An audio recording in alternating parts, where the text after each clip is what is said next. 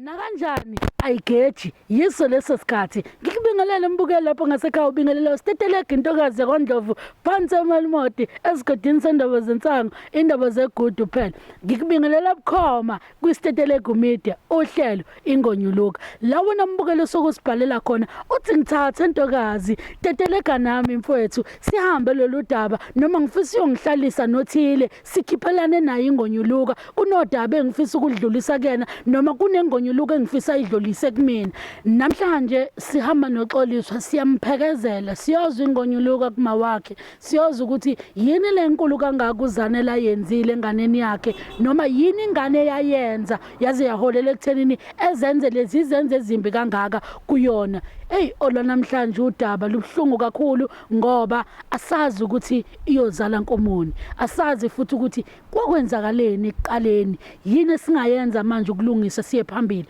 okwakho ukuthi uhlale nami silihambe lolu hambo sibone ukuthi kwenzakaleni yithini ingonyuluka singalungisa kanjani ukuze sikwazi ukuya phambili asambe mbukeli. Sanibonani babukeli, igama lami nguXolisa Ngwadlamini. Nami-ke ngigcine sengihlangene noStetelegu ngimcele usizo lokuba ngisize nami ngikwazi ukuthola ingonyuluko yami ekhaya komana kahle kahle ngiyithole kuma wami ongizalayo uqobo noma kunomubani engizomfica khona. Ngiyathemba nani babukeli nizosisiza nihambe kanye nathi kulolu hambo lethu sohamba kahle noma kanjani siphumelele. Ngiyabonga.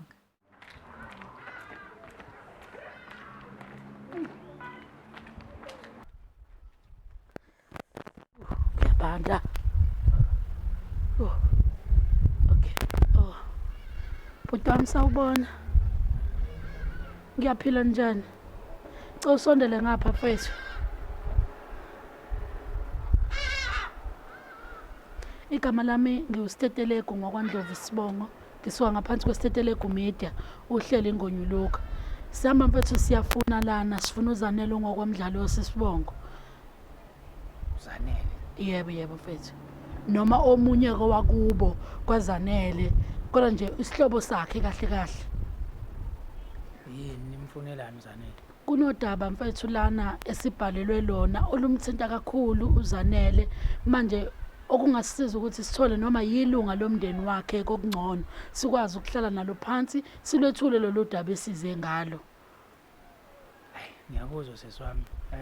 Ya ikhona kwaZanele la ekhaya. Okay. Kodwa ke akekho yena njengamanje. Angazi ke mhlawumbe ukuthi benifuna yena ngqo noma mhlawumbe cha masingathola nje nomunye wakubo kokungcono sikwazi ukuhlala naye phansi sikhulume naye engicabanga ukuthi sesingakuthola okuningi ngaye. Okay.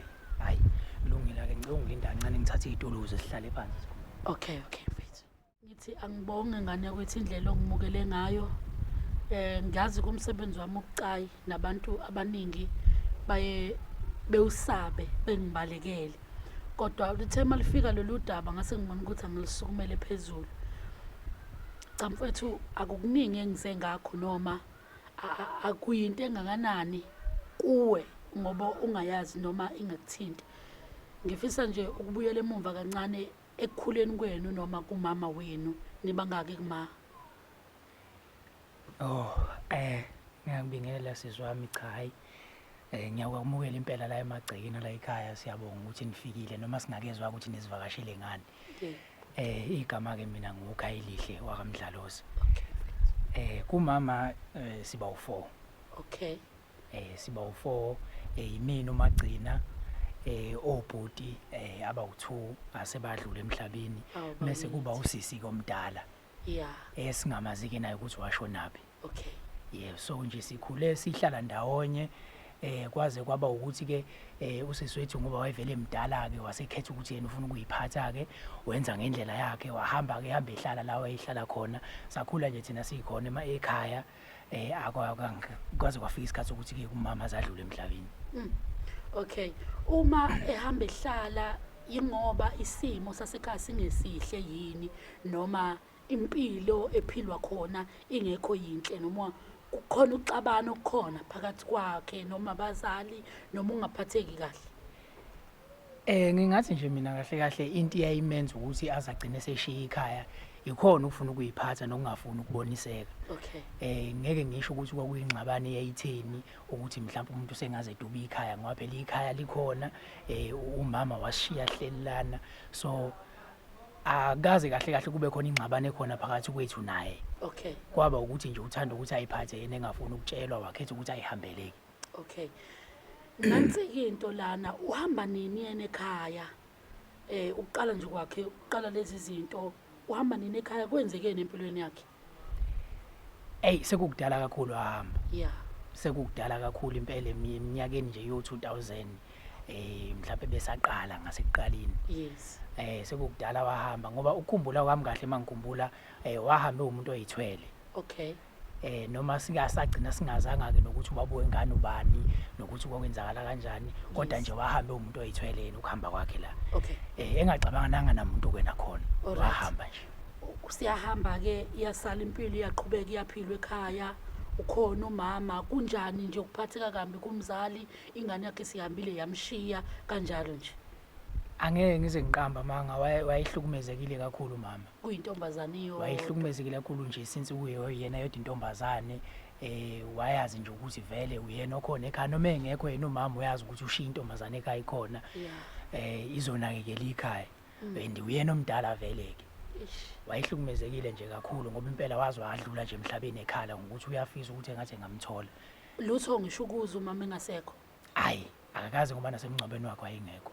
Niyazama yini noma uyazama yini yena ukuxhumana nani emafonini ukuzwa nje ukuthi ukhona usaphila, ngoba phela ukuphila komuntu ungamazwa kini awazi noma sewashona noma kwenzakalani ngaye?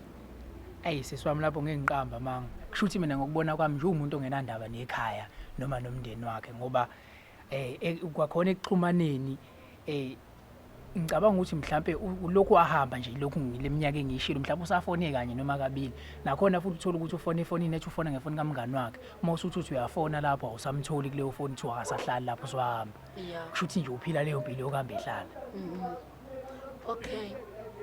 Mfethu iyangithusa uma kukhona umuntu wesifazane osabalekela ikhaya, kakhulukazi kulesimo esiphila kusona sokungazani ukuthi umuntu uphila impiloni, kwenzakalani la khona, izinkinga esihlangabezana nazo kodwa zimenza umuntu angakwazi nokubuya ekhaya. Okukhulu kakhulu mengasabuyi uma wakhe ngisho eseshonile. Ukuza nje ekhaya ukuzocinga ukuthi unjani umama. Kuyasithusa kakhulu ukuza ukuthi umuntu wesifazane unesibindi esingako sokuhamba nje angabuyi kungenzekanga lutho.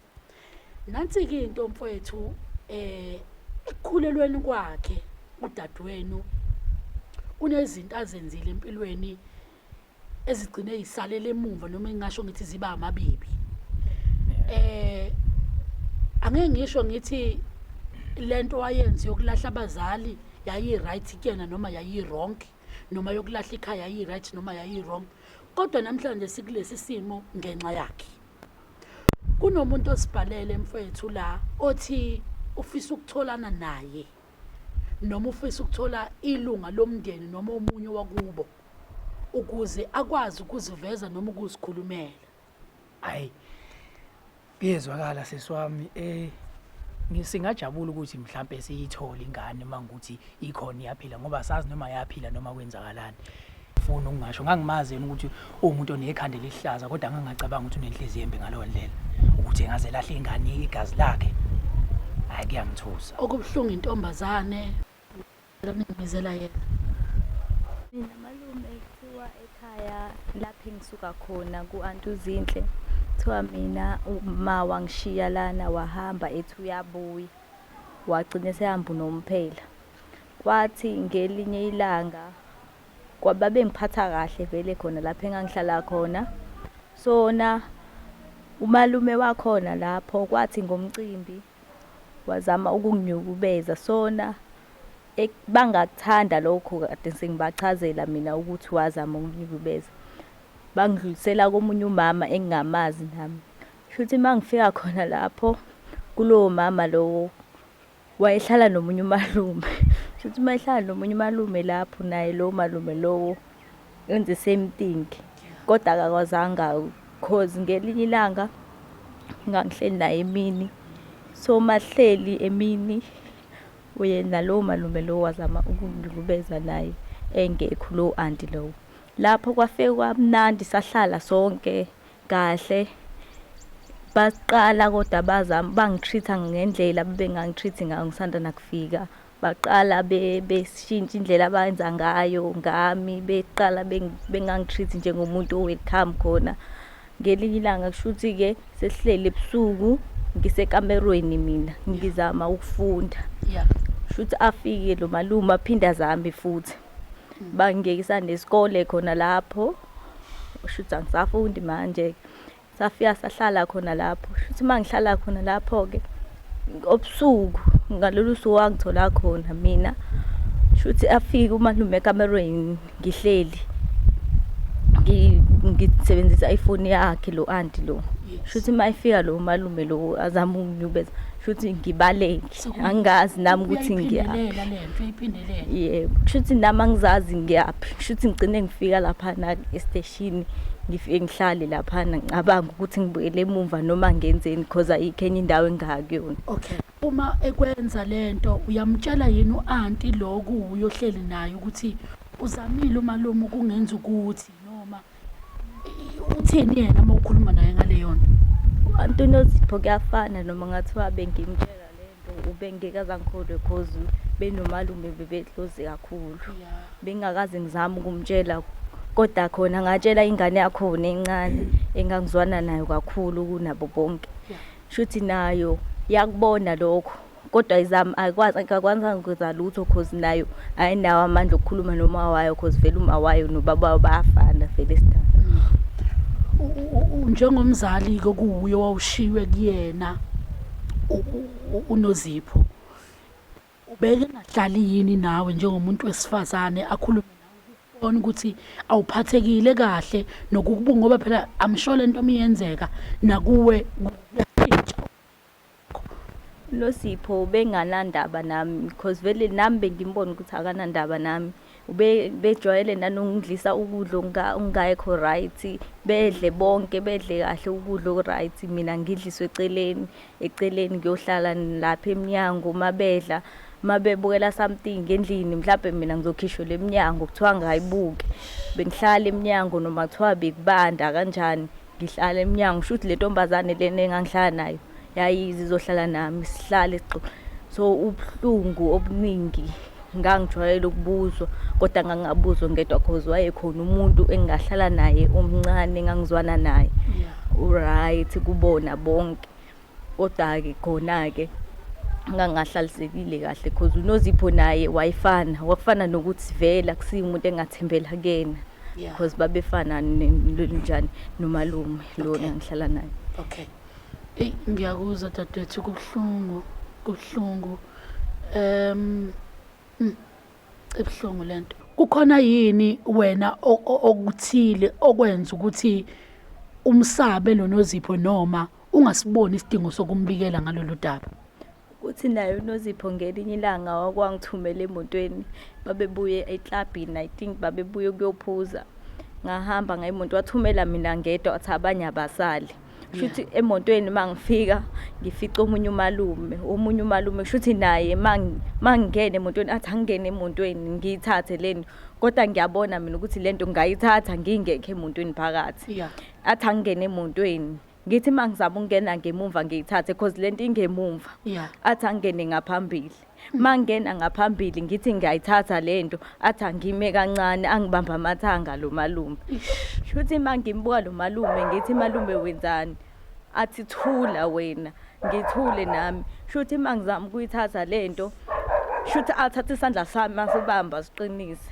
Athi nje awuyindawo. Shuthi mina ngiyihlwithe lento ngiphume emotweni. Mangiye endlini ngingamtshela usisi Nozipho ukuthi wenzeni. Kodwa vele ngabona ukuthi nayo usisi Nozipho wayazi ngalento because wayengeke azangithume ngedwa emotweni abazi ukuthi sonke sikhona endlini siyingane. Ubengizosithuma sonke bengeke futhi athi abanye abasali.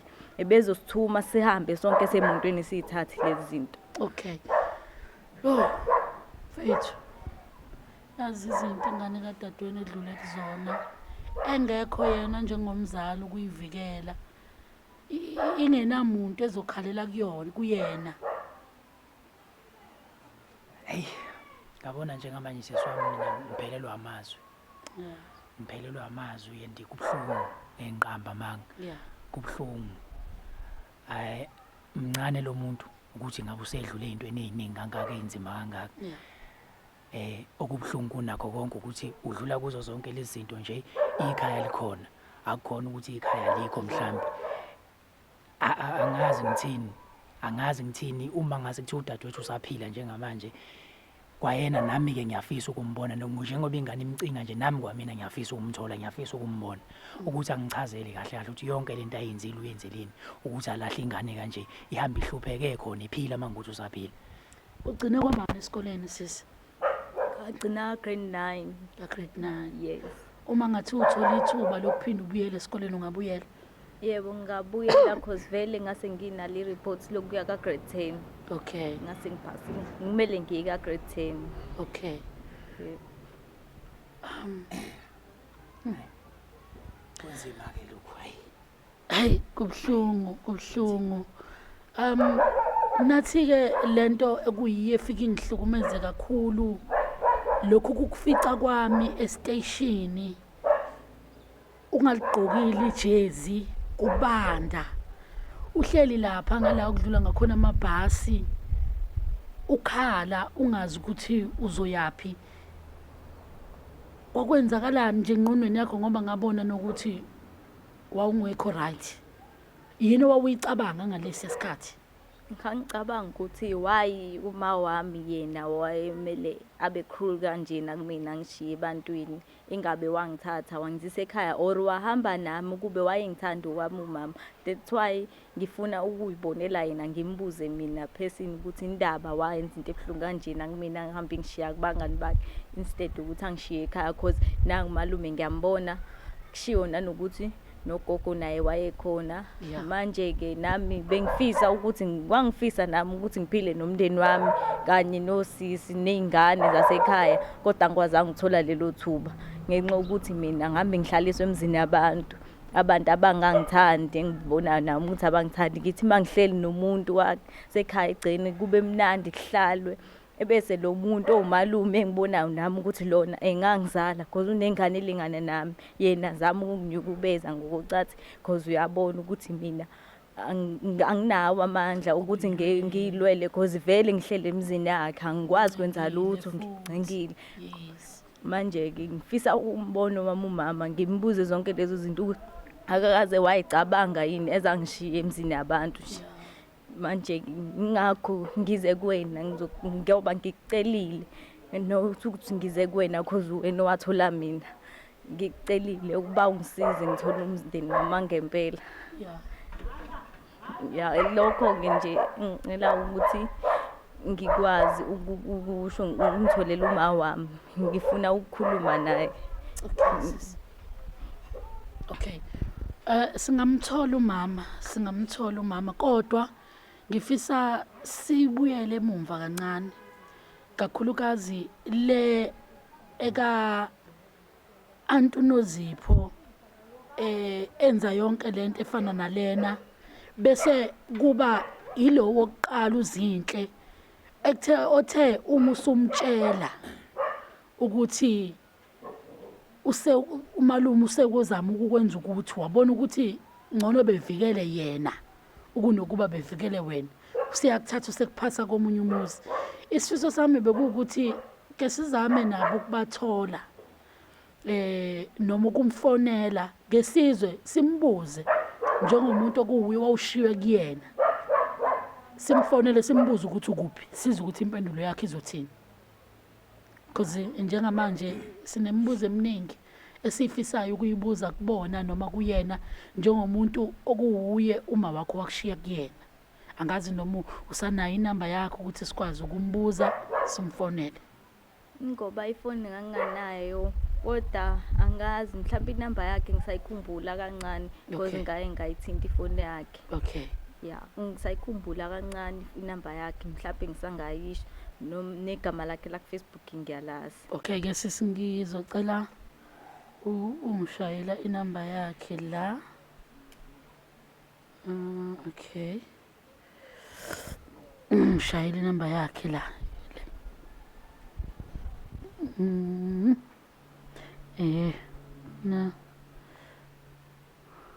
Shayla.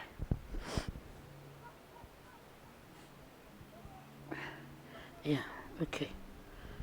Sizozama ukumthola-ke. Sizwe ukuthi uthi.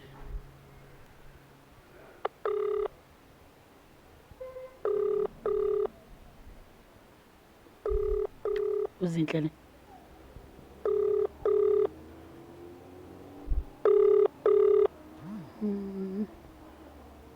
Hello, Yebo, unjani? ngiyaphila. Ngiyaphila nami. Ukhuluma noZinhle. Uyena uZinhle? Oh, okay. Nginombuzo la ukhuluma noSteteleko mama. Okay. Nginombuzo engifisa ukuwubuza kuwe embalwa nje bese ngiqeda ngivala ifoni. Okay, akunankinga. Okay. Ngicela ukubuza mayelana noxoliswa okuwuyo washiwa kuwena washiwa uZanele. Okay, yini oyibuzayo ngayo? Ngifuna ukwazi ukuthi ingabe usakuwena ugcine nini ukuthintana noma wakhe ukuze sikwazi ukuzwa ukuthi uphephile yini la khona. Hayi angazi ukuthi Kanjani sisungamazi ngoba washiwa kuwe washiwa uma wakhe enuma wakho ube umngani wakho. Thina nje ngoba sikufonela mayelana naye ukuthi sizomthola kuwena. nami ngamdlulisela phambili hayi ngangeke ngikwazi ukuhlala nengane yomuntu akekho nje la kumina. Umdlulisela kanjani phambili ungasamfunanga uma wakho kuyena wayemshiye kuwena noma ungamdlulisele lungeni lomndeni wakhe?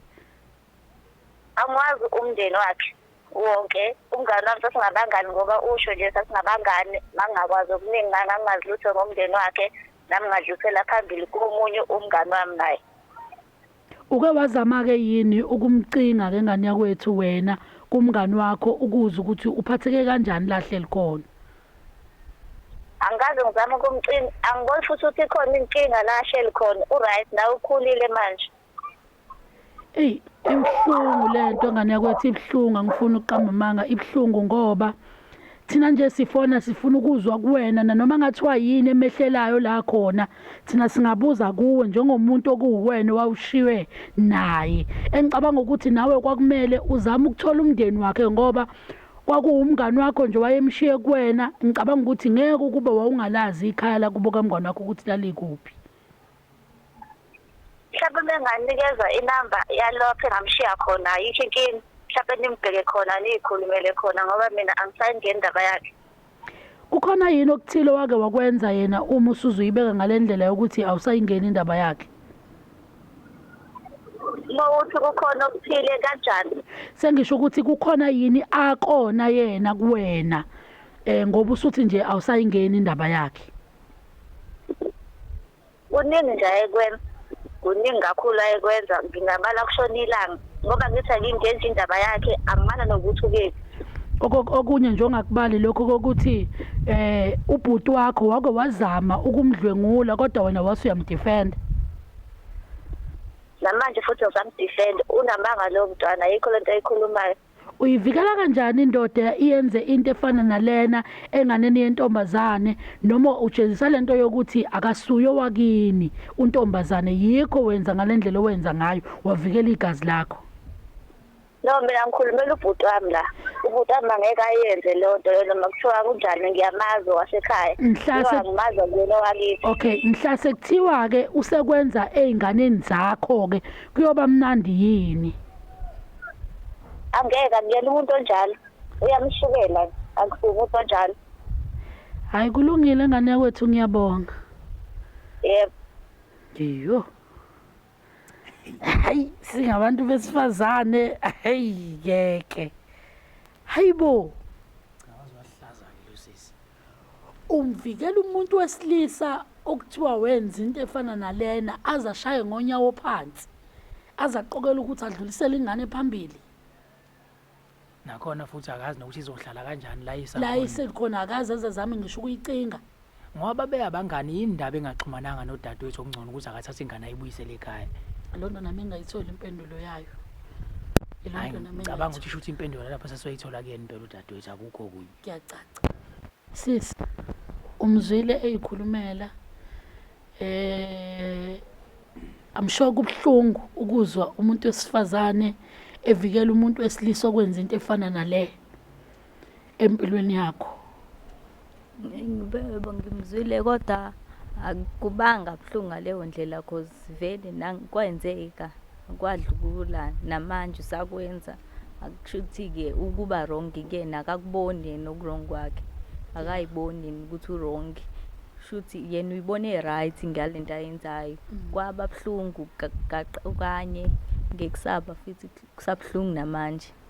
Yeah. Namanje kusabuhlungu kodwa-ke akusekho buhlungu kakhulu cause vele sengize ngajwayela ukuthi vele uzosho njalo namanje usakusho lokho. Kusabuhlungu impela ukuthi usho njalo. Kodwa nje mina engisakufisa kwamanje ukubona wami umama wangilahlela kumngani wakhe naye angamazi ukuthi unjani. Mhlawumbe uyamazi yena sazi thina ukuthi nje yena bezongenza nje. Esayidini likababa-ke dadewethu ukhona okuthile-ke owake wakuzwa noma yena kumngani kama wakho okutshela khona ukuthi njengomuntu mina engikukhulisayo ngazi ukuthi ngokwabani isibongo noma ubaba wakho usendaweni yokuthini noma nakhona wazi?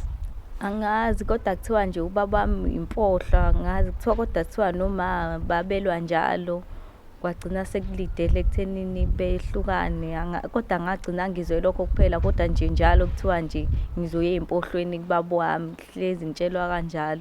Kuthiwa nje ngizophindelwa ey'mpohlweni kubaba wami ma ngenza something wayehlezi esho njalo ethi nje uzoya ey'mpohlweni kihlo.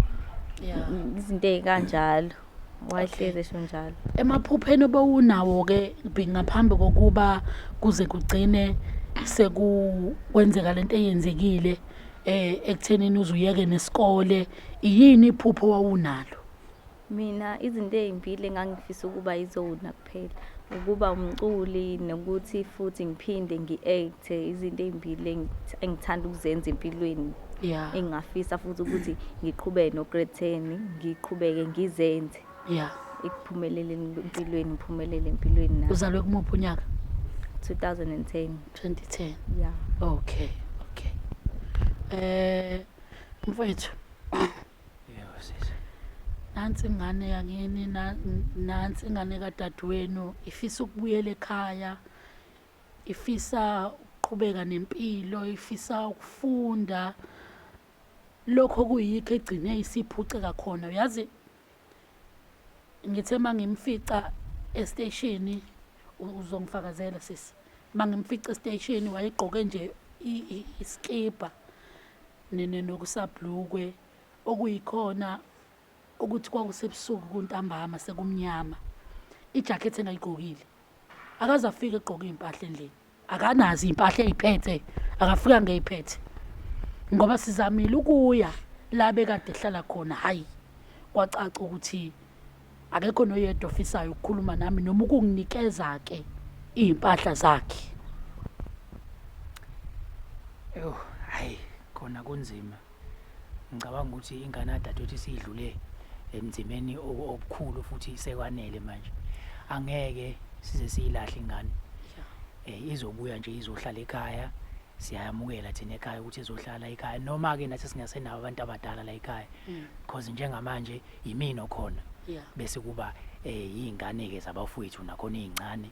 Yimina omdala okhona noma ke nami ngingatohozi. Ngiyabamba lapha engibamba khona mhlawumbe mangibiziwe la suke ngibize konke umuntu angizomsiza. Ngibamba lawo mantohanyana because ayikho nami into engihlanganelayo empilweni. Yabo so kodwa ngeke ngize ngilahle ingane ngithi ngilahle lokho ngoba nakho siyaphila kuyimanje khona ngingasebenzi. Nginokuthemba nje ukuthi mhlawumbe ngokuhamba kezwakala mfethu. Ngithi nje angibonge ngane kwethu ukuthi uma kufika ingane zodadweni zabafweni uyasifukamela ngoba ngikuzwela ukukhuluma enkulumeni yakhe yokuqala uthi akusuye wokuqala ukufika ekhaya. Bakhona nabanye bahlele ekhaya bakahle futhi baphatheke kahle. Ikhaya livuthiwe nje njengoba uchaza. Kukuphi ekhaya? Ekhaya kuseshowe. Seshowe. Okay. kuseshowe la ngoba ngila nje njengamanje eThekwini ngithi nami ngizozama ukuthi ngibone ukuthi yini ehlanganayo kodwa manje hayi akuhlangana lutho mangibona ngiyagxeka ngiyahamba ngibuyele ekhaya futhi ngifike ngihlale ke mangukuthi anginayo iplan ngaleso sikhathi ngihambe ngihlale ekhaya ke kanye nezingane khona usekhaya umuntu omdala noma umuntu wesifazane ngoba phela thiwa ikali ifudumala ngoba kukhona umuntu wesifazane ngeke ngiqambeka manga akekho umuntu wesifazane okhona ekhaya umuntu ojwayele ukuthi abe khona nje umngani wami wakamakhelwane engiye ngithi ke ungcono akakade ezongibhekela ekhaya ukuthi ku right yini nezingane ezi right yini ngoba ukhona lo munye wengane okhulile ngicathi bacishe belingane uyena okwazi ukuthi abaphekele enze yonke into kodwa nje umngane wami ojwayele ukuthi angibhekele ekhaya ngikuzwela kahle uchaza ukuthi akukho okuningi usufuna ukubuyela ekhaya kini noma ezihlobeni zakhe egazini lakhe abantu abazokubuka njengelunga lomndeni hayi abantu abazokubona njengentombi abanye besilisa bakubona njengentombi kodwa ufuna manje umuntu ozokubona uyingane nawe ekhaya ukubuyela ekhaya kwakho nokusuvulela izandla ukuthi ukwazi ukuzwa nokuthwala amacala kadadewenu emdala engaka awenzile kodwa futhi angaboni uburong bawo ayikho inkinga seswami ngicabanga ukuthi nami njengomuntu okuyena omdala okhona manje sekumsebenzi wami vele so angikuthathi njengomthwalo lokho angikuthathi njengomthwalo ngikuthatha nje njengesibusise enginaso nami njengomuntu okhona osele ekhaya engicabanga ukuthi namadlozi ke mhlawumbe angibhekile ke nawo ukuthi ngikwazi ukuthi ngikhulise lezi zingane ngoba ngeke ngikwazi ukuyikhulisa ngedwa ngiyawadinga amandla azongilekelela because ngisho idinga into yokugqoka isuke yonke lento ibheke mina sizozama ngakho konke okusemandleni ngiyakuthembisa ukuthi sikutholela ihlojwa sikwazi ukubuza umama yonke lemibuzo ngoba thina asikwazi ukuyiphendula yonke idinga ukuthi uyibuze yena ngqo konke onakho enhlizweni yakho kudinga ukuthi kuye kuyena direct nangumalume wakho sesamukelile ngicabanga ukuthi uzosibhekezela futhi mfethu ohambeni lokuya kuma wakhe noma lokucinga uma wakhe size simthole kuzoba lula mawukhona nawe eduze kwethu ngicabanga ukuthi uzobulala ubuthongo namhlanje uzokwazi ukukhululeka ukwazi ukuthi nawe utholile umndeni wakho ngiyabonga ngokuthi ngithelele umalume wami kuyena yedwa-ke okhona emhlabeni usakhona nokuthi ngizokwazi ukubona abanye abangigazi lami engingakwazi ukuhlalisana nabo ngiphile nabo nokho kungakamtholi umana noma ubaba okuyibona bona bangidala emhlabeni but okwamanje ngisajabule kakhulu ukuthola umalume kanye nodade nosisi bami angingakwazi ukubathola ngiyabonga. Okay, siyabonga.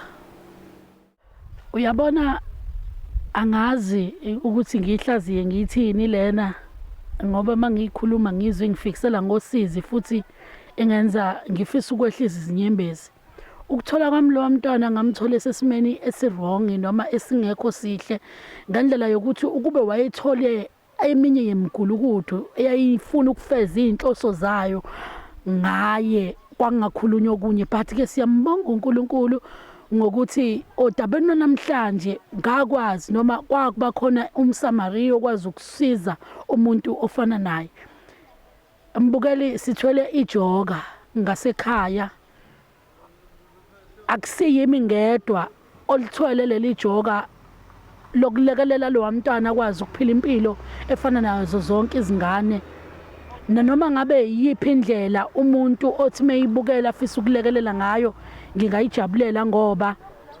kuningi nami engikwenzayo kodwa okugcina okunye kwakho kungaphumeleli ngesimo samandla enginawo amancane njengamanje ngizozikhalela South Africa yonke ukuthi nansi inkinga yomunye njengoba sihlezi sisho sithi inkinga yomunye inkinga yethu sonke njengamanje thina siyiningizimu Afrika senze njani ukumlekelela senze njani ukuthi akwazi ukuya phambili ngoba echazile ukuthi kwampahla yokugqoka sithe masizama ukubuyela emuva siyoyifuna ayikho banqabile ukusinika ngoba vele engenayo ngiyacela usindise lo mphefumulo omuhle kangaka onekusasa elingaka ngeke sazi ukuthi ngelinye ilanga uyobe sizabani njengoba kusazosizwa yena uma ukuthi ke nawe lapho ngasekhaya uyafisa ukulekelela noma ngabe yiphi indlela ofisa ukulekelela ngayo, yenza kanjena ke, search iStetelegu Media ku Facebook, ungene ku inbox ungibhalele, ushiye inamba yakho noma ngizoyishiya inamba yami okuyiyona umuntu azokwazi ukungithola kuyona uma kuukuthi ufisa ukulekelela. Hayi le okuyiye ngiye ngiyishiye for ukuthi ukwazi ukusizakala, kunale ngizoyishiya for ukuthi uma ufisa ukulekelela ukwazi ukulekelela khona. Ngicela ukubonga uthando nisithanda ngalo South Africa yonke. Uma sifika siyiStetelegu Media siniphakela, niyenenza ngakho konke okusemandleni ukuthi nisikhombise imfudumalo. Siyabonga kakhulu, izandla zidlula ikhanda. Ungakhohlwa ngaso sonke isikhathi ukuthi uma ungena kwiStetelegu Media uchofoze subscribe ukuze sizokhula sikhule siushaye lo 100k siyilande le ndondo okuyiyona esuke umkomelo wokusebenza kanzima. Uma sike safika kuleyo level sayithola le ndondo, yazi ukuthi nanoma yikuphi la uStetelegu ayobehamba khona, le ndondo kuzobe kungesiye yakhe kodwa kuzobe kungeyenu bathandi beStetelegu Media, bantu base South Africa banozwelo abanothando. uStetelegu intokazi yakoNdlovu inithanda ukufa, inithanda ngothando olungelinganiso nalutho. Mina ngisho njalo ke manje ngithi sekuyiso leso sikhathi sokubonana futhi ngokuzayo.